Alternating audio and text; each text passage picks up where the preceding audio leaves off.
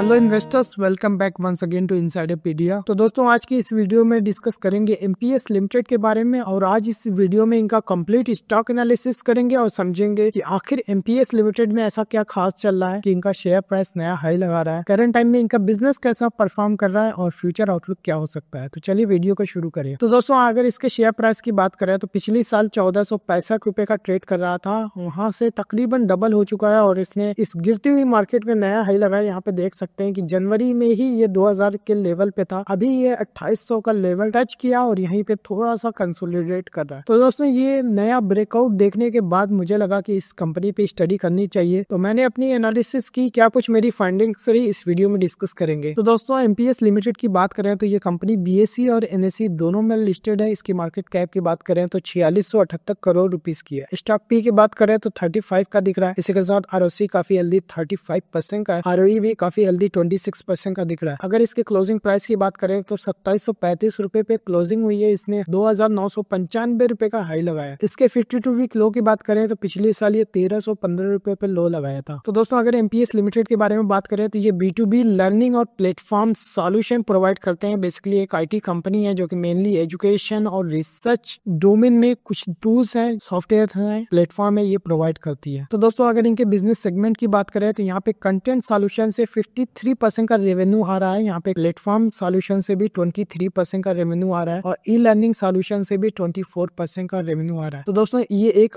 IT और software company है जो कि डिफरेंट बिजनेस सेगमेंट जैसा कि कंटेंट रिलेटेड है, प्लेटफॉर्म है और यहाँ पे रिसर्च और लर्निंग रिलेटेड ये सॉफ्टवेयर और टूल्स प्रोवाइड करते हैं, जिसमें एआई और मशीन लर्निंग का यूज ये करते हैं। तो यहाँ पे ये डिफरेंट सर्विसेज प्रोवाइड कर रहे हैं। तो दोस्तों, बिजनेस के बारे में फर्दर डिस्कशन करेंगे, लेकिन उससे पहले इनका फाइनेंशियल एनालिसिस कर लेते हैं। तो दोस्तों, अगर इनके क्वार्टरली रिजल्ट्स की बात करें तो सेल्स देख सकते हैं कि दिसंबर 24 में 186 करोड़ रुपीस का रेवेन्यू रिपोर्ट किया गया है, जो कि पिछले साल 134 करोड़ रुपीस का था। हालांकि सितंबर क्वार्टर में भी 178 करोड़ रुपीस का रेवेन्यू था। तो यहाँ पे क्वार्टर ऑन क्वार्टर बेसिस पे, साथ ही साथ ईयर ऑन ईयर बेसिस पे दोनों में ग्रोथ देखने को मिली है। इसी के साथ नेट प्रॉफिट भी काफी अच्छा रिपोर्ट किया गया है। 41 करोड़ रुपीस का इन्होंने प्रॉफिट रिपोर्ट किया है, जो कि पिछले साल से 30 करोड़ रुपीस का प्रॉफिट था और पिछले क्वार्टर भी 35 करोड़ रुपीस का प्रॉफिट था। तो यहाँ पे भी वाई बेसिस पे, साथ ही साथ ईयर ऑन ईयर बेसिस दोनों में अच्छी ग्रोथ देखने को मिली है। इसी के साथ ऑपरेटिंग प्रॉफिट मार्जिन की बात करें तो 33% का ऑपरेटिंग प्रॉफिट मार्जिन था, अभी 32% का है। 1% की डी ग्रोथ देखने को मिली है, लेकिन पिछले क्वार्टर में ये 30% था, उसके कंपेरिजन में यहाँ पे इंप्रूवमेंट देखने को मिला है। ओवरऑल अगर अदर इनकम का लेवल की बात करें 2 करोड़ रुपीस का कांस्टेंट बना हुआ है। इंटरेस्ट का कोई कंपोनेंट नहीं दिख रहा है, कंपनी डेट फ्री है, कोई भी इंटरेस्ट पे नहीं कर रही है। डिप्रिसिएशन का लेवल भी 7 करोड़ रुपीस का कांस्टेंट बना हुआ है। इसी के साथ डिप्रिसिएशन को अगर प्रॉफिट बिफोर टैक्स से कंपेयर करें, जो कि 7 करोड़ रुपीस का है, तो minimum profit before tax 21 crore rupees का होना चाहिए। यहाँ पे 55 करोड़ रुपीस का, जो काफी हेल्दी है। इसीलिए यहाँ पे देख सकते हैं कि आरओसी और आरओई दोनों अच्छा कंपनी ने रिपोर्ट किया है। तो दोस्तों, अगर इनके एनुअलाइज्ड रिजल्ट पे नजर डाले तो यहाँ पे देख सकते हैं कि FY22 में 449 करोड़ रुपीस का रेवेन्यू था, जो कि बढ़ करके FY23 में 501 करोड़ रुपीस का हुआ। FY24 में 545 करोड़ रुपीस का रेवेन्यू हुआ, लेकिन अभी टीटीएम बेसिस पे काफी अच्छा रेवेन्यू ग्रोथ हुआ है। 694 करोड़ रुपीस का इन्होंने रेवेन्यू रिपोर्ट किया है, जो कि यहाँ पे देख सकते हैं कि मुश्किल से 10% की ग्रोथ हुई थी पिछले 2 फाइनेंशियल ईयर में, लेकिन टीटीएम बेसिस पे अच्छी ग्रोथ देखने को मिली है। इसी के साथ नेट प्रॉफिट की बात करें तो 87 करोड़ रुपीस का जो नेट प्रॉफिट था FY23 में बढ़ करके 109 करोड़ रुपीस हुआ। FY24 में 119 करोड़ रुपीस हुआ और अभी टीटीएम बेसिस पे 131 करोड़ रुपीस का दिख रहा है। तो यहाँ पे भी ग्रोथ हो रही है, लेकिन कहीं ना कहीं 10 से 15% के बीच की ग्रोथ है। और यहीं पे ऑपरेटिंग प्रॉफिट मार्जिन की बात करें तो 28% हुआ करता था, फिर 2 फाइनेंशियल ईयर तक 31% का ये फ्लैट रहा। अभी थोड़ा सा कम दिख रहा है, टीटीएम बेसिस पे 28% का दिख रहा है, लेकिन ओवरऑल 28 से 30% के बीच ये मेंटेन है। इसी के साथ डिप्रिसिएशन थोड़ा सा बढ़ा हुआ है, 20 करोड़ रुपीस से बढ़ करके 26 करोड़ रुपीस का हो गया। इसका मतलब है कहीं ना कहीं 25% का डिप्रिसिएशन बढ़ा हुआ है। उस हिसाब से नेट प्रॉफिट उतना नहीं बढ़ा है। यहाँ पे देख सकते हैं कि 119 से बढ़ करके 121 हो गया है, मुश्किल से 10% की ग्रोथ हुई है, लेकिन डिप्रिसिएशन थोड़ा सा ज्यादा तेजी से बढ़ा है। तो दोस्तों, अगर इनके बैलेंस शीट की बात करें तो इक्विटी कैपिटल देख सकते हैं कि 17 करोड़ रुपीस का एकदम कांस्टेंट बना हुआ है। इक्विटी कैपिटल और रिजर्व की बात करें तो ऑलमोस्ट 450 करोड़ रुपीस का है, जहाँ पे बोरिंग का लेवल सिर्फ 6 करोड़ रुपीस का दिख रहा है। तो ये कह सकते हैं कि कंपनी ऑलमोस्ट डेट फ्री है। फिक्स्ड एसेट का लेवल बढ़ा हुआ है, जो कि FY23 में 180 करोड़ था, अभी ऑलमोस्ट डबल हो गया है। फर्स्ट हाफ FY25 में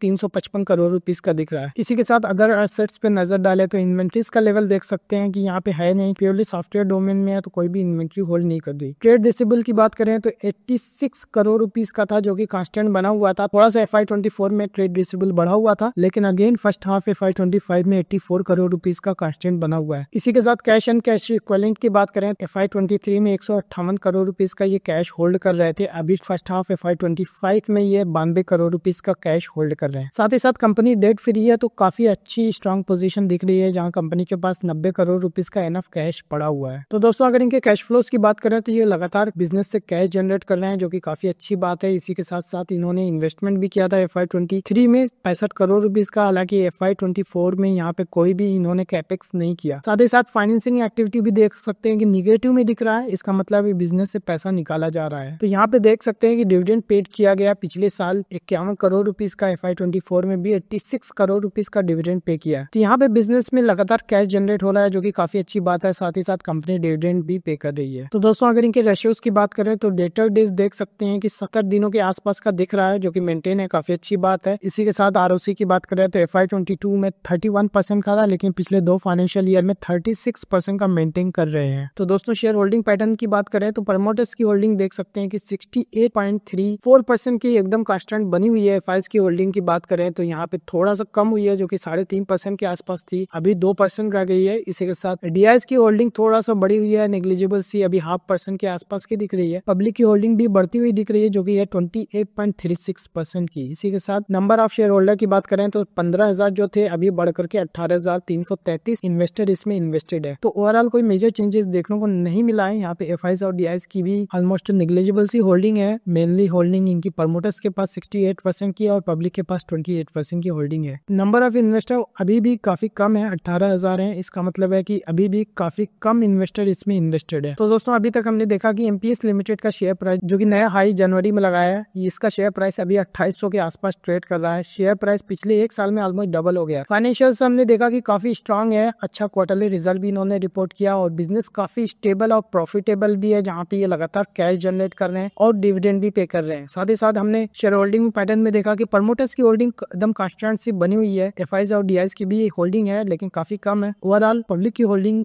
ठीक ठाक है। अब आगे इस वीडियो में डिस्कस करेंगे कि आखिर मैनेजमेंट की क्या कमेंट्री रही, मैनेजमेंट ने बिजनेस के आउटलुक के बारे में क्या बताया, ताकि हम डिसीजन ले पाए कि इस कंपनी में इन्वेस्टमेंट करना कैसा हो सकता है। तो चलिए मैनेजमेंट की कमेंट्री को डिस्कस करें। तो दोस्तों अगर इनके कस्टमर और रेवेन्यू डिस्ट्रीब्यूशन की बात करें तो इन्होंने बताया कि काफी डाइवर्सिफाइड कस्टमर बेस है। टॉप 15 कस्टमर से 58% का रेवेन्यू आ रहा है, जो कि पहले और भी कम था। तो यहाँ पे स्टेबिलिटी बढ़ रही है बिजनेस में, क्योंकि यहाँ पे कस्टमर डाइवर्सिफाइड हो रहे हैं। लेकिन दोस्तों अभी भी मैं कहूंगा कि 58% जो रेवेन्यू टॉप 15 कस्टमर से आ रहा है, यहाँ पे और भी ज्यादा डाइवर्सिफाइड कस्टमर बेस होना चाहिए, क्योंकि अगर यहाँ पे अभी कोई एक बड़ा कस्टमर इनको छोड़ के चला जाए तो बिजनेस इनका इम्पैक्ट हो सकता है। इसी के साथ अगर ज्योग्राफिकल रेवेन्यू ब्रेकडाउन की बात करें तो यहाँ पे 45% रेवेन्यू अकेले नॉर्थ अमेरिका से आ रहा है और इसी के साथ rest of the world mainly APEC market से 30% का रेवेन्यू आ रहा है। तो दोस्तों इसके अलावा इनकी रेवेन्यू क्वालिटी इंप्रूव कर रही है, जहाँ पे अभी प्लेटफॉर्म बिजनेस, जैसा कि मैंने अभी वीडियो की स्टार्टिंग में बताया कि 22% प्लेटफॉर्म बिजनेस से Q1 में रेवेन्यू आया था, लेकिन Q3 में प्लेटफॉर्म रेवेन्यू बढ़ करके 28.5% का दिख रहा है, जो कि काफी हेल्दी है, क्योंकि प्लेटफॉर्म बिजनेस में काफी प्रॉफिटेबल बिजनेस है। यहाँ पे मार्जिन ओवर टाइम रेवेन्यू और भी बढ़ता है तो मार्जिन फर्दर इंप्रूव कर सकता है। इसी वजह से हमने देखा कि सेकंड क्वार्टर में इनका 30% का मार्जिन था, अभी 31% का दिख रहा है। तो दोस्तों इनके की ग्रोथ ड्राइवर्स कौन से, इसको डिस्कस कर लें। तो दोस्तों इन्होंने बताया कि यहाँ पे बिजनेस में मल्टीपल चीजें हैं जो कि बिजनेस में ग्रोथ ले आ रही है। एक पे इनका AJE ये कंपनी एक्वायर की थी, तो यहाँ से रेवेन्यू भी बढ़ रहा है, साथ ही साथ मार्केट में पोजीशन भी इनकी स्ट्रांग हो रही है। इसके अलावा जर्नल और पब्लिशिंग का बिजनेस है, यहाँ पे भी एक्सपेंशन इन्होंने किया है और ग्लोबल प्रेजेंस अपनी बढ़ा रहे हैं। साथ ही साथ एजुकेशन सेगमेंट में भी इनको पॉजिटिव मोमेंटम देखने को मिला है। तो दोस्तों MPS लिमिटेड पे फर्दर डिस्कशन करेंगे, लेकिन उससे पहले बताना चाहूंगा कि अगर आप एक स्टॉक रिकमेंडेशन सर्विस को ढूंढ रहे हो तो आप हमारी सर्विसेज को चेकआउट कर सकते हो, लिंक डिस्क्रिप्शन बॉक्स में दिया हुआ है। इसके अलावा आपको कुछ पर्सनली डिस्कस करना हो कि आपकी इन्वेस्टमेंट जर्नी में कैसे मैं आपकी हेल्प कर सकता हूँ, तो आप मुझे दिए हुए नंबर पे कांटेक्ट कर सकते हैं। तो दोस्तों ई-लर्निंग का बिजनेस भी काफी प्रॉफिटेबल है, इसकी परफॉर्मेंस कैसी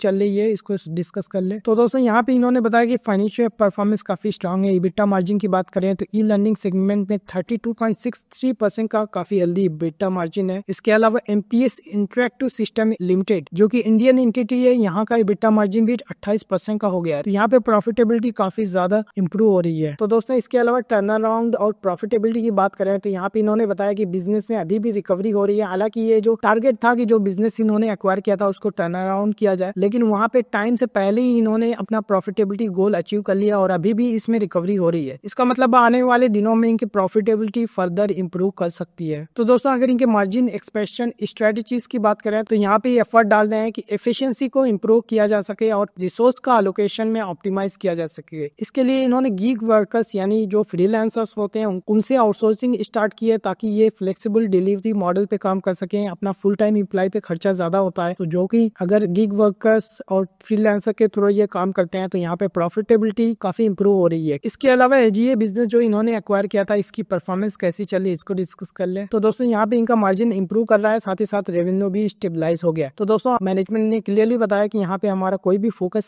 शुरुआत में ये नहीं है कि यहाँ पे रेवेन्यू ग्रोथ लेकर के आए, क्योंकि हमें पहले बिजनेस को प्रॉफिटेबल बनाया। अभी अगर मार्जिन की बात करें तो इन्होंने बताया कि लेट 20s में इनका मार्जिन हो गया और फर्दर इसमें इंप्रूवमेंट देखने को मिली है। तो यहाँ पे बताया कि रेवेन्यू काफी स्टेबलाइज हो गई है, अभी B2B सेगमेंट पे ये काम कर रहे हैं जहाँ पे स्ट्रॉन्ग ग्रोथ देखने को मिल रही है। तो आने वाले टाइम में इनका मार्जिन भी फर्दर इंप्रूव करेगा और यहाँ से रेवेन्यू ग्रोथ भी आएगी। तो दोस्तों इसके अलावा मार्केट ट्रेंड्स और इंडस्ट्री में कंसोलिडेशन भी हो रहा है, उसको डिस्कस कर ले। तो दोस्तों इन्होंने बताया कि इनकी जो भी कोर मार्केट्स हैं सब में ग्रोथ देखने को मिल रही है। अगर एजुकेशन मार्केट की ग्रोथ की बात करें तो 13 से 14% की ग्रोथ यहाँ पे भी है। साथ ही साथ कॉर्पोरेट मार्केट में बात करें तो 11 से 12% की ग्रोथ देखने को मिली है। रिसर्च ओरिएंटेड मार्केट की बात करें तो यहाँ पे भी 8% की ग्रोथ देखने को मिलती है। तो ओवरऑल तीनों सेगमेंट जहाँ पे ये काम कर रहे हैं तीनों काफी हाई ग्रोथ सेगमेंट्स हैं। इसके अलावा इंडस्ट्री में कंसोलिडेशन भी देखने को मिल रहा है, क्योंकि यहाँ पे मल्टीपल कंपटीटर्स हैं जो कि एक दूसरे को एक्वायर कर रहे हैं, कंसोलिडेशन हो रहा है। जो प्राइवेट इक्विटी इन्वेस्टर थे यहाँ पे भी एजुकेशन सेगमेंट में एग्जिट ले रहे हैं। तो दोस्तों आपने देखा होगा कि चाहे फिर इंडियन मार्केट में हो या फिर ग्लोबल मार्केट में जहाँ पे भी एजुकेशन रिलेटेड स्टार्टअप थे, आपने बायजूस की वैल्यूएशन देखी, ये $20 बिलियन पहुंच गई थी। अभी आज इसकी कुछ भी वैल्यूएशन नहीं है। साथ ही साथ ग्लोबली यही देखने को मिल रहा है कि कंसोलिडेशन हो रहा है, प्राइवेट इक्विटी इन्वेस्टर बाहर आ रहे हैं। इसी वजह से यहाँ पे कॉर्पोरेट्स में मर्जर और एक्विजिशन हो रहे हैं। साथ ही साथ एमपीएस लिमिटेड भी कुछ एक्विजिशन की अपॉर्चुनिटी को देख रही है। तो दोस्तों इन्होंने लॉन्ग टर्म विजन भी दिया था कि 2027 यानी FY28 तक ये 1500 करोड़ रुपीस का रेवेन्यू का टारगेट कर रहे हैं। अभी टीटीएम बेसिस पे रेवेन्यू की बात करें तो ऑलमोस्ट 700 करोड़ का है। तो अगले 3 सालों में ये अपना रेवेन्यू डबल करने का प्लान करते हैं। तो अगर रेवेन्यू डबल कर लेते हैं तो ईयरली ग्रोथ 25% की दिखेगी। इसी के साथ ये एम कर रहे हैं कि जो करंट प्रॉफिट मार्जिन है ये अपना सस्टेन करे, साथ ही साथ बिजनेस में ग्रोथ आए। तो ये काफी अच्छी बात है कि बिजनेस में ग्रोथ के साथ साथ ये प्रॉफिटेबिलिटी पे भी काफी ज्यादा फोकस कर रहे हैं। तो दोस्तों अगर इनके ऑपरेशनल एफिशिएंसी और वर्कफोर्स की बात करें तो ये एमपीएस लिमिटेड को एडीआई कंपनी ने एक्वायर किया था। यहाँ पे 2012 में इन्होंने एक्विजिशन किया था और यहाँ पे शेयर होल्डिंग पैटर्न में हम देख भी सकते हैं कि प्रमोटर्स में एडीआई बीपीओ सर्विसेज लिमिटेड के पास ही पूरी होल्डिंग है। 68% की ये होल्डिंग मेंटेन कर रहे हैं। तो दोस्तों जब एडीआई ने 2012 में इस कंपनी को एक्वायर किया तो उस समय इस कंपनी में 3500 एम्प्लॉय थे और रेवेन्यू की बात करें तो 120 करोड़ रुपीस के आसपास का था। लेकिन ऑलमोस्ट 12-13 सालों के बाद आज रेवेन्यू 6 से 7 गुना बढ़ गया है। यहाँ पे 700 करोड़ के आसपास का रेवेन्यू कंपनी में है। लेकिन अगर एम्प्लॉय की बात करें तो सिर्फ 3000 एम्प्लॉय है। इसका मतलब कि बिजनेस में 6-7 टाइम्स की ग्रोथ हुई है पिछले 12-13 सालों में। लेकिन एम्प्लॉय जो 3500 थे अभी घट करके सिर्फ 3000 रह गए हैं। इसका मतलब कंपनी काफी इफिशियंट चल रही है और यहाँ पे एम्प्लॉयज का नंबर काफी घट रहा है और मेंटेन है। तो दोस्तों अगर इनके फाइनेंशियल पोजीशन और कैपिटल एलोकेशन की बात करें, क्योंकि ये काफी ज्यादा बिजनेस से कैश फ्लो जनरेट कर रहे हैं, तो दोस्तों इन्होंने एक डिविडेंड भी लगातार पे कर रहे हैं और इन्होंने इंटरिम डिविडेंड में 33 रुपए पर शेयर का डिविडेंड अनाउंस किया। इसी के साथ काफी स्ट्रॉन्ग कैश पोजीशन भी है। यहाँ डिविडेंड पे करने से पहले 124 करोड़ रुपीस का कैश बैलेंस था, अभी डिविडेंड पे कर दिया। उसके बाद भी 68 करोड़ रुपीस का कैश ये होल्ड कर रहे हैं। साथ ही साथ ये 15 करोड़ रुपीस का मंथली कैश फ्लो जनरेट कर रहे हैं। मुझे लगता है कि 15 करोड़ इसका मतलब है एक क्वार्टर में रफली 40 से 50 करोड़ रुपए का कैश इजिली जनरेट कर सकते हैं। तो दोस्तों यहाँ पे कैपिटल एलोकेशन स्ट्रेटेजीज की बात करें तो इन्होंने बताया कि जो भी सरप्लस फंड्स होगा इसको शेयर होल्डर को डिस्ट्रीब्यूट कर दिया जाएगा अगर आने वाले 6 से 12 महीने में इनको कोई एक्विजिशन की अपॉर्चुनिटी नया देखने को मिले। इसी के साथ ये फ्यूचर एक्विजिशन के लिए एडुकेट लिक्विडिटी मेंटेन करेंगे, कुछ ना कुछ कैश होल्ड करेंगे ताकि अगर इनके पास कोई एक्विजिशन की अपॉर्चुनिटी दिखे तो वो तुरंत एक्वायर कर लें। तो मुझे लगता है कि काफी सही इनकी कैपिटल एलोकेशन स्ट्रेटेजी है। अगर ये इनफ लिक्विडिटी अपने पास मेंटेन करके चल रहे हैं कि अगर इनके पास कोई एक्विजिशन की अपॉर्चुनिटी मिलती है तो ये तुरंत एक्वायर कर लेंगे और अगर पैसा अगर इनके पास रह जाता है तो उसको डिस्ट्रीब्यूट कर देंगे। तो दोस्तों इस वीडियो का एंडिंग पार्ट कंक्लूजन। तो दोस्तों अभी तक हमने देखा कि एमपीएस लिमिटेड का शेयर प्राइस जो कि जनवरी के स्टार्टिंग में 2000 के आसपास था, अभी 2800 रुपए के आसपास ट्रेड कर रहा है। तो दोस्तों यहाँ पे कई सारी चीजें थी। एक तो यहाँ पे बिजनेस में काफी तेजी से टर्न अराउंड हुआ है और बिजनेस ऑलरेडी प्रॉफिटेबल हो गया है। इसके अलावा कंपनी अच्छा कैश फ्लो भी जनरेट कर रही है। ओवरऑल इंडस्ट्री में बात करें तो कंसोलिडेशन हो रहा है, इनके पास इनफ कैश है तो फ्यूचर में और भी ज्यादा कंपनीज एक्वायर कर सकते हैं। साथ ही साथ इन्होंने FY28 के लिए 1500 करोड़ रुपीस का माइलस्टोन का टारगेट लेके चल रहे हैं, जहाँ पे ये TTM LTM बेसिस पे अभी सिर्फ 700 करोड़ रुपीस के रेवेन्यू पे बैठे हैं। तो दोस्तों इसके अलावा जो ग्रोथ आने वाली है ये ऑर्गेनिक और इनऑर्गेनिक दोनों ग्रोथ पे फोकस कर रहे हैं। इन्होंने बताया कि 60% की ऑर्गेनिक ग्रोथ आएगी, 40% की इनऑर्गेनिक ग्रोथ आएगी, यानी एग्जिस्टिंग बिजनेस से आएगी। और अगर 1-2 क्वार्टर भी अगर कोई स्लो डाउन देखने को मिलता है तो शेयर प्राइस तुरंत क्रैश कर सकता है। तो ये तो शॉर्ट टर्म में रिस्क बना ही रहता है, लेकिन अगर ये लॉन्ग टर्म की बात करें तो ये अगर ग्रोथ अचीव करते हैं ये शेयर अच्छा रिटर्न भी दे सकता है। तो दोस्तों जहां तक पर्सनल इन्वेस्टमेंट और रिकमेंडेशन का सवाल है, मुझे लगता है कि मुझे इससे भी बेटर अपॉर्चुनिटी देखने को मिल सकती है। फिलहाल कंपनी काफी स्टेबल है। ऐसे इन्वेस्टर जो कि 2 से 3 साल तक लेकर फिर शेयर भूलना चाहें इसको कंसीडर कर सकते हैं, लेकिन अगर आप इसमें इन्वेस्टमेंट करते हैं तो इसमें फर्दर रिसर्च करें, क्वार्टरली और बेसिस पे इसको ट्रैक करते रहें। फिलहाल ये शेयर को ऑलरेडी मैंने वॉच लिस्ट से निकाल दिया है और मैं दूसरी अपॉर्चुनिटीज को ढूंढ रहा हूँ। तो दोस्तों आपकी क्या इन्वेस्टमेंट है कमेंट सेक्शन में लिख करके मुझे भी बताएं। वीडियो कैसा लगा, अच्छा लगा तो लाइक करें, चैनल पे नए हैं तो सब्सक्राइब कर लीजिए क्योंकि इसी तरह के वीडियोस मैं रेगुलरली अपडेट करते रहता हूँ। And thank you for watching.